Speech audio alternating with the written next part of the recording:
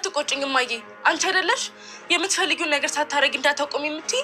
ኤቢ ነገር አታስረዝሚ። ምንድን ነው? ቆይ እማዬ፣ ቆይ እንዳከፍችው ምን እንደሆነ እኔ እነግርሻለሁ እኮ። ተናገራ። ምንድን ነው? እሺ እማዬ፣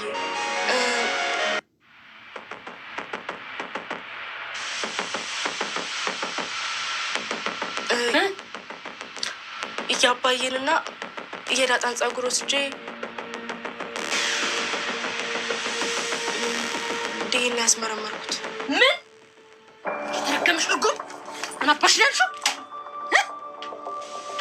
ምንድን ነው ያልሽው? እስኪ ድገሚ። ምንድን ነው ያልሽው? አይደለም እማዬ፣ ሳላደርጉ መቀመጥ አልችልም። በቃ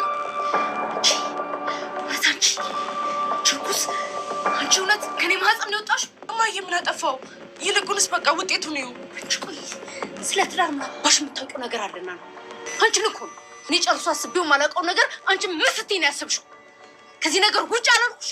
እሺ እማዬ፣ ይቅርታ፣ በቃ ይቅርታ። እንዲህ መስመር እስክትስጪ እኔ የት ሄጄ ነበር? ይቅርታ እማዬ።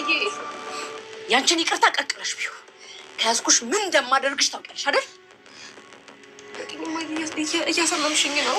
የተረገምሽ እርጉም! ደረጀ እኔን አንድ ቀን ጠርጥሮ እኮ ምን አባሽ ስትይ ነው የጠረጠርሽው? አንቺን እኮ ነው። ተናገሪ ናታን!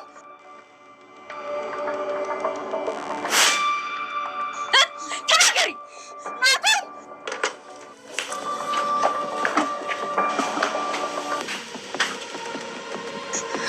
ናታን እንኳን ናታን አባትሽን ቢሆን አይደርስልሽም።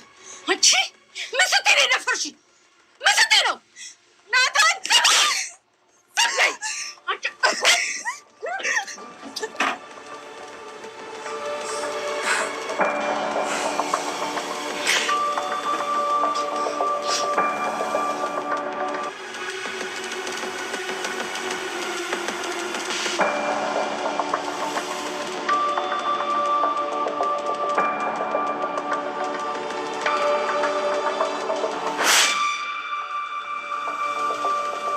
ችግር የለውም እንደፈለግሽ አገኝ።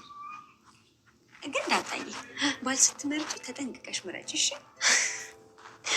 አይ ሰላምዬ፣ ሰው እኮ ሸንኮር አይደለም ተመቶ አይቀመስም።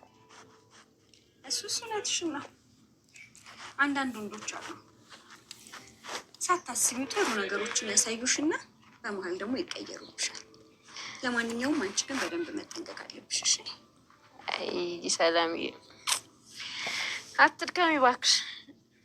እኔ መቼም አልጠብስም። ሲቀጥል መጀመሪያ እኔ ማግኘት ያለብኝ ነገር አለ።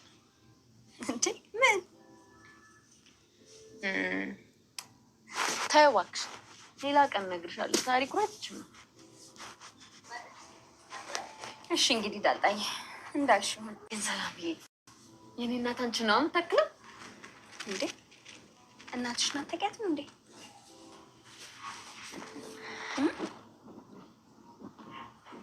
ለምሮ ዝም የምትይው?